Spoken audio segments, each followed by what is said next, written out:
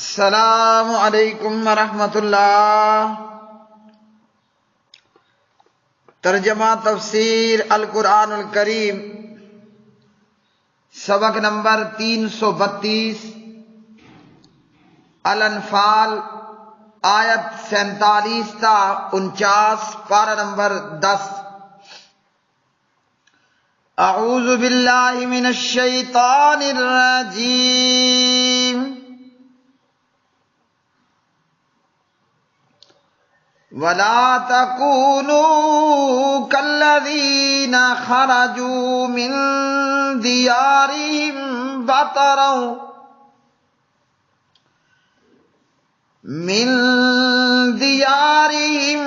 بَطَرًا وَرِئَاءَ النَّاسِ وَيَصُدُّونَ عَن سَبِيلِ اللَّهِ واللہ بما یعملون محیط۔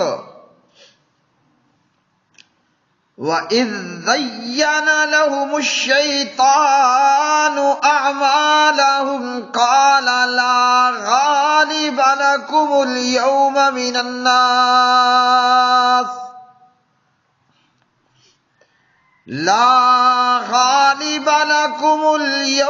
من الناس وإني جار لكم،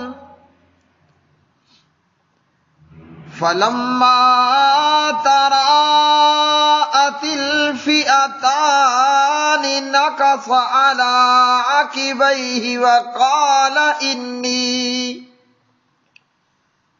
وقال إني بريء منكم إني أرى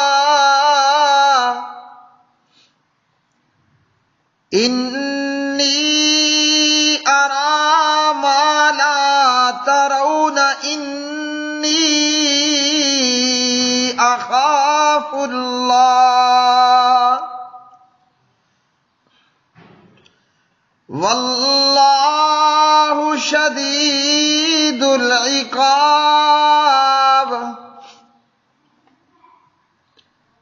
اذ یقول المنافقون والذین فی قلوبهم مرض غر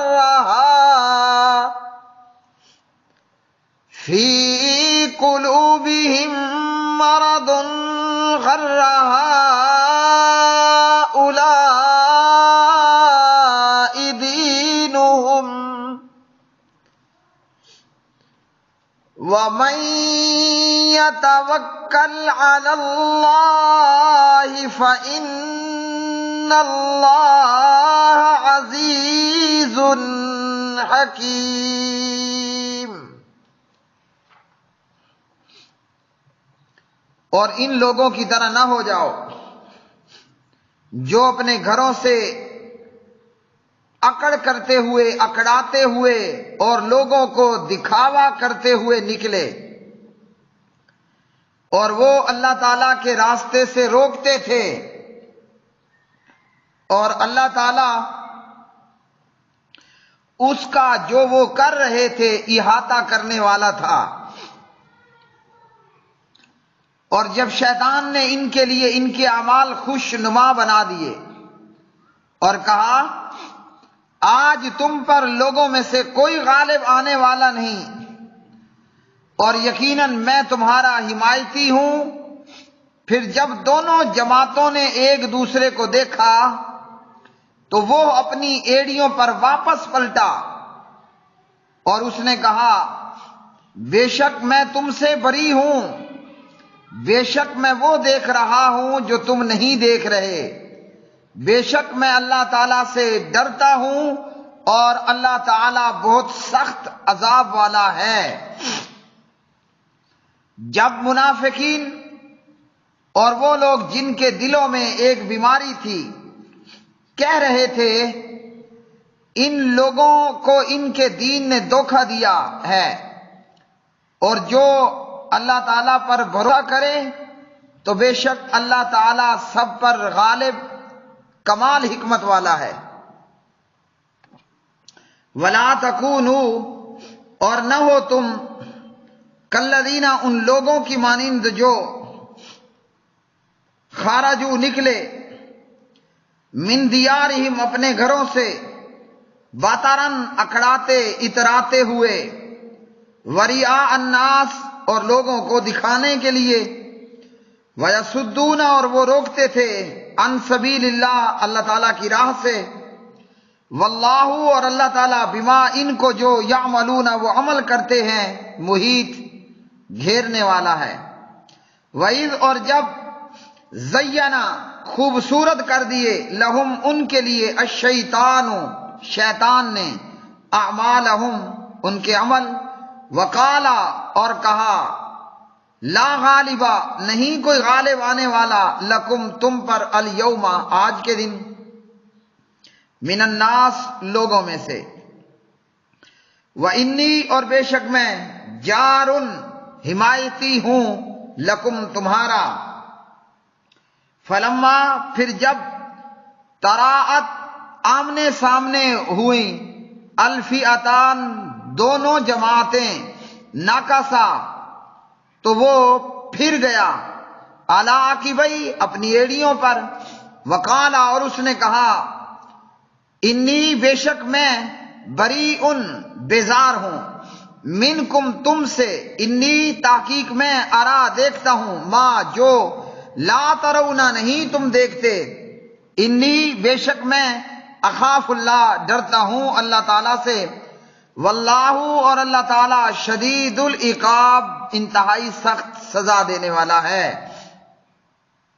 اذ، جب، یقول، کہتے تھے، المنافقون، منافق، والذین، اور وہ لوگ، فی قلوبہم، جن کے دلوں میں، مرض، روگ تھا، بیماری تھی، غرہ، دھوکے میں ڈال دیا، ہؤلاء، ان کو، دینہم، ان کے دین نے، ومن، اور جو کوئی، یتوکل، بھروسہ کرے، اللہ، اللہ تعالیٰ پر، فإنّا، تو یقیناً اللہ، اللہ تعالیٰ، عزیز، نہایت غالب، حکیم، خوب حکمت والا ہے۔ پیارے بھائی اور میری بہنوں، آج کی ان آیات بینات میں اور آج کے اس سبق 332 میں اللہ سبحانہ و تعالی بدر کے میدان کا، معرکہ بدر کا ایک اور پیارا اور خوبصورت واقعہ اور منظر بیان فرماتے ہیں۔ یاد رکھیے کہ اللہ کے قرآن کو پڑھتے ہوئے، نبی علیہ الصلاۃ والسلام کے فرمان کو پڑھتے ہوئے ہمیں مکمل انہماک، یقین کا بندوبست کرنا چاہیے۔ جب یہ ہوگا تو یوں سمجھیے، جب ہم قرآن پڑھ رہے ہیں، قرآن پڑھنے میں ہمارا انہماک اور توجہ اتنی ہو کہ گویا کہ قرآن ہمیں لائیو میں منظر دکھا رہا ہے، تو قرآن مجید فرقان حمید کی ان آیات بینات میں آج پھر بدر کا منظر ہمارے سامنے ہے۔ اس بدر کے معرکے میں ایک بہت بڑا کام ہوا، وہ کیا ہے؟ وہ اللہ سبحانہ و تعالیٰ نے ان آیات میں بیان فرمایا۔ اس سے پہلے اللہ سبحانہ و تعالیٰ فرماتے ہیں، کافروں کی طرح نہ ہو جانا۔ کیا مقصد؟ کافر عام ہیں، اور یہاں مراد ابو جہل اینڈ کمپنی ہے۔ ابو جہل اور کافروں کی طرح نہ ہو جانا، یہ کافر کیا تھے اور ہمیں کیوں ان کے جیسا ہونے سے منع کیا گیا ہے؟ ابو جہل اور ابو جہل کے ساتھ موجود 1000 کا لشکر مکہ سے چلا لڑائی کرنے کے لیے، اور ان کی لڑائی کا مقصد کیا تھا؟ چودراہٹ۔ ان کی لڑائی کا مقصد آکڑ خانی، اترانا، تکبر کرنا، وڈپ، یہ ان کی لڑائی کا مقصد تھا کہ یہ اپنے تکبر میں، اپنی اکڑ میں اور اتراتے ہوئے اور غرور اور تکبر کرتے ہوئے اور چودراہٹ کو قائم و دائم رکھنے کے لیے نکلے مسلمانوں سے لڑنے کے لیے۔ نمبر 2، کافروں کے اندر کیا خرابی؟ یہ ابو جہل کے لشکر میں بھی تھی، اور آج امریکی اور مودی لشکروں کے اندر بھی یہی کچھ موجود ہے۔ اس لیے ہر بار کفر شکست کھاتا ہے، اور اہل ایمان فتح و کامیابی و کامرانی پا لیتے ہیں۔ ابو جہل اور کافر کے لشکر میں کیا خرابی تھی کہ وہ ریا کاری کرتے ہوئے نکلے۔ ریا الناس، ان کا مقصد لوگوں کو اپنی شان و شوکت اور اپنی شجاعت و بہادری دکھانا تھا۔ ان کافروں کا تیسرا جرم اور تیسری خرابی کہ یہ اللہ سبحانہ و تعالیٰ کے راستے سے روکنے والے تھے۔ تو رب کائنات نے ایمان والوں کو کہا کافروں کی طرح نہ ہو جانا۔ پتہ چلا کہ جنگ، غزوہ، مارکا جیتنے کے لیے مسلمان کو ضروری ہے کہ وہ مسلمان اللہ کے لیے اللہ کی راہ میں نکلے، اللہ کے لیے اللہ کی راہ میں جہاد کرنے کے لیے نکلنا چاہیے۔ کوئی چودراہٹ یا اترانا یا تکبر اور غرور اور وڈپ وہ دماغ میں نہ ہو۔ جب بھی مسلمان اللہ کی راہ میں جہاد کے لیے نکلے تو لوگوں کے سامنے اپنی شان و شوکت اور اپنے آپ کو بہادر دکھانا مقصود نہ ہو۔ ویسے یاد رکھیے، ہر عبادت کے اندر، ہر وہ عبادت جس کے اندر ریاکاری ہوگی، اپنی شان و شوکت دکھانا یا لوگوں کو اپنی بہادری دکھانے کے لیے یا اپنے آپ کو بڑا مجاہد دکھانے کے لیے جب بھی ایسا عمل کیا جائے گا یہ حرام ہے۔ اور اللہ سبحانہ و تعالیٰ کی راہ سے روکنا تو یہ بھی ایک بہت بڑا پاپ ہے اور ایک بہت بڑا گناہ ہے۔ اس لیے مومنوں اور مسلمانوں کوئی بھی کام کرنا ہے وہاں تکبر اور غرور اور لوگوں کو دکھلانا اور اپنی شان و شوکت کو اجاگر کرنا نہ ہو، بلکہ اللہ سبحانہ و تعالیٰ کی رضا مقصود خاطر ہو، تو کامیابی ہمیشہ کلمہ پڑھنے والوں کو، ایمان والوں کو ہی نصیب ہوگی۔ بدر کے مارکے میں کیا ہوا؟ بدر کے مارکے میں یہ ہوا کہ شیطان ابلیس نے ابو جہل اینڈ کمپنی کی بدعمالیاں انہیں خوشنما بنا کر دکھائیں، اور ابلیس ان کے دلوں میں ابو جہل اور ابو جہل کے لشکر کے دلوں میں یہ وسوسے ڈالتا ہے کہ آج تو تم نے کامیاب ہونا ہی ہونا ہے، کہاں تم 1000 اور کہاں وہ مٹھی بھر 313 کا لشکر، جس پورے لشکر میں صرف ایک ہی گھوڑا ہے، لڑنے بھیڑنے کا کوئی سامان ہے ہی نہیں۔ تو شیطان نے ابو جہل اور ابو جہل کے لشکر کے دل میں یہ خیال ڈال دیا کہ بھئی آج تو تمہاری جیت پکی ہی پکی ہے، لہذا خوب ڈٹ کے لڑو اور آج ان مسلمانوں کو گاجر مولی کی طرح کاٹ کے رکھ دو، آج تمہاری جیت پکی ہے اور میں بھی اپنے لشکر سمیت تمہارا ساتھی ہوں اور تمہارا معاون ہوں۔ ایک یہ کہ شیطان نے یہ باتیں وسوسہ کر کے ڈال دیں، جیسا کہ اللہ تعالیٰ نے فرمایا الذی یوسوس فی صدور الناس من الجنۃ والناس۔ دوسرا عبداللہ ابن عباس رضی اللہ تعالی عنہما سے علی بن ابو طلحہ روایت کرتے ہیں، اور یہ روایت تفسیر طبری کے اندر اور اسی طرح دیگر جگہوں پر موجود ہے، ابن کثیر میں اور اس کے علاوہ دیگر جگہوں کے اندر۔ ابن عباس رضی اللہ تعالی عنہما فرماتے ہیں ابلیس بھی بدر کے دن اپنے لشکر سمیت ابو جہل کے لشکر میں شامل ہوا، اور ابلیس ایک سردار سراقہ بن مالک بن جوشم کی صورت میں آیا اور آ کر یہ ابو جہل کے لشکر اور ابو جہل سے کہنے لگا کہ آج تم لوگوں کی جیت پکی ہی پکی ہے، آج تم لوگوں کی جیت پکی ہی پکی ہے، میں اپنے لشکر سمیت تمہارا ساتھی ہوں، آج تم نے جیتنا ہی جیتنا ہے۔ لیکن جب لڑائی شروع ہوئی اور آسمان سے ملائکہ کی جماعتیں اتریں اور ان میں جناب جبریل علیہ السلام اور اسی طرح مختلف ملائکہ کی جماعتیں جب بدر میں مسلمانوں کی مدد کے لیے اتریں، تو شیطان نے جب فرشتوں کو اترتے ہوئے دیکھا تو شیطان سمجھ گیا کہ آج ابو جہل اور اس کے لشکر کو گاجر مولی کی طرح کاٹا جائے گا۔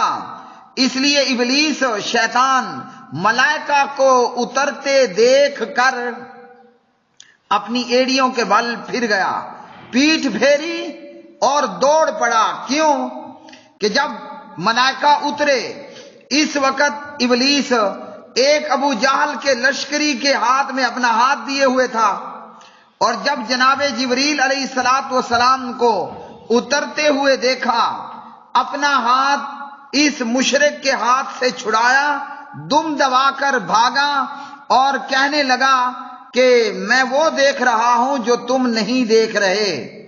یہ ابو جہل کے لشکر کا مشرک کہنے لگا، اے سراقہ، تو نے تو کہا تھا کہ میں آج تمہارے ساتھ ہوں۔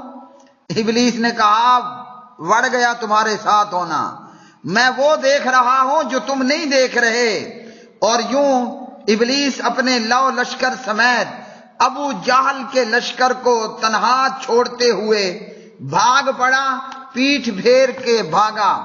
اب شامت آئی ابو جہل اور اس کے لشکر کی کہ صحابہ بھی اسے مار رہے ہیں، اور جناب ملائکہ بھی جو ہے وہ ابلیس کے اور ابو جہل کے لشکر کو مارے جا رہے ہیں، اور یوں مسلمانوں کو اللہ سبحانہ و تعالی نے فتح اور کامیابی اور کامرانی عطا فرمائی۔ ابلیس نے کیوں کہا کہ میں اللہ تعالیٰ سے ڈرتا ہوں؟ وہ اس لیے کہ ابلیس کو اللہ تعالیٰ نے مہلت دی تھی، اور اس ابلیس نے مہلت مانگی تھی قیامت کے دن تک، جبکہ اللہ نے کہا کہ جا تجھے مہلت ہے۔ اب جب اللہ چاہے گا اس کی مہلت کا اختتام ہوگا۔ جب ابلیس نے، شیطان نے ملائکہ کو اترتے دیکھا تو سمجھا کہ میرا دی اینڈ آ گیا ہے، میری مہلت ختم ہونے والی ہے، اس لیے وہ بھگوڑا دم دبا کے بھاگا اور پیچھے کو واپس نہ دیکھا۔ یہاں ان آیات بینات میں اللہ سبحانہ و تعالیٰ فرماتے ہیں، منافق لوگ اور کمزور لوگ وہ کہنے لگے کہ بھئی مسلمانوں کو تو ان کے دین نے دھوکے میں ڈال دیا ہے، یہ کیا ہے، ادھر سے 313 ادھر سے 1000، یہ کو مقابلہ ہے، یہ کو لڑائی ہے، یہ تو سیدھا سیدھا آ بیل مجھے مار والی بات ہے، موت کے منہ میں ہاتھ ڈالنے والی بات ہے۔ اللہ سبحانہ و تعالیٰ نے ان منافقوں کا رد کرتے ہوئے فرمایا، جو اللہ پر بھروسہ کر لیتا ہے، جو اللہ سبحانہ و تعالیٰ پر توکل کرتا ہے، اللہ پر بھروسہ کرتا ہے، تو پھر اللہ رب العالمین کی ذات غالب ذات ہے اور کمال حکمت والی ذات ہے۔ اللہ تعالیٰ سب پر غالب، کمال حکمت والا ہے۔ جب کوئی اللہ پہ بھروسہ کر لے اور جس کے ساتھ اللہ سبحانہ و تعالیٰ شامل ہو جائیں، اس کی مدد شامل ہو جائے، پھر اسباب و وسائل درے کے درے رہ جاتے ہیں، اور اللہ جس کے ساتھ ہو کامیابیاں اور کامرانیاں انہی کا مقدر ہوتی ہیں۔ تو بھائیو، ہمارے لیے بھی یہاں غور طلب بات یہ ہے کہ ہم جتنے بے وسائل کیوں نہ ہو جائیں، جتنا بے سر و سامان کیوں نہ ہو جائیں، اپنے رب پر توکل اور بھروسہ نہ چھوڑیں۔ اس لیے صبح شام پڑھنا چاہیے، حسبی اللہ لا الہ الا ہوا علیہ توکلت وہو رب العرش العظیم۔ صبح بھی اور شام بھی 7 مرتبہ یہ پڑھنا چاہیے۔ جس نے اللہ پر بھروسہ کیا، جیسے بدر والوں نے کیا، وہ بھلے بے سر و سامان ہو، اللہ سبحانہ و تعالی جس کے ساتھ ہو جائے، جو اللہ پہ بھروسہ کر لے، وہ ہمیشہ فتح اور کامیابیاں اور کامرانیاں ہی پاتا ہے۔